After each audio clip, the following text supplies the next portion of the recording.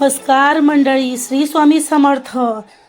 आज आपण पाहूया खंडगार असे पियुष। हे पहा, एक वाटी दही घेतले आहे, एक वाटी दूध घेतलं आहे, एक वाटी छोटी श्रीखंड घेतला आहे,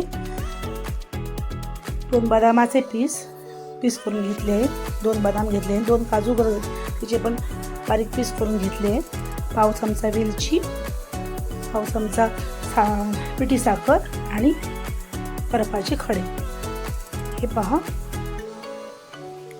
मिक्सरच्या भांड्यामध्ये आता आपण दही आणि श्रीखंड आणि दूध घालून घेऊया। थोडंसं ठेवूया दूध आणि साखर घेतली आहे, अर्धा वाटी छोटी, थोडीशी घालायची, एक चमचा ठेवायची। खूप छान होते हा पियुष आणि विलायची कुटलेली। आता उन्हाळा किती वाढला आहे, भरपूर उन्हाळा वाढला आहे, असा थंडगार पियुष करून तुम्ही पहा माझ्या पद्धतीने। आणि तुमच्याकडे समजा केशर आहे तर केशर घाला।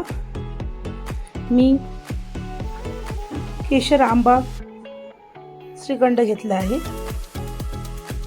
हे पहा, मस्त छान झालं आहे। एका ग्लासामध्ये मी बर्फाचे तुकडे घालून घेतले आहे, वरून मी काजूचे पीस आणि बदामाचे पीस घालून घेतले आहे। हे पहा, खूप छान दिसत आहे, मस्त दिसत आहे।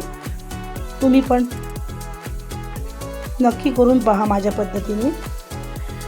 लाईक करा, शेअर करा आणि सपोर्ट करा। चला तर पुन्हा भेटूया अशात एक छानशा रेसिपीसह। तोपर्यंत धन्यवाद।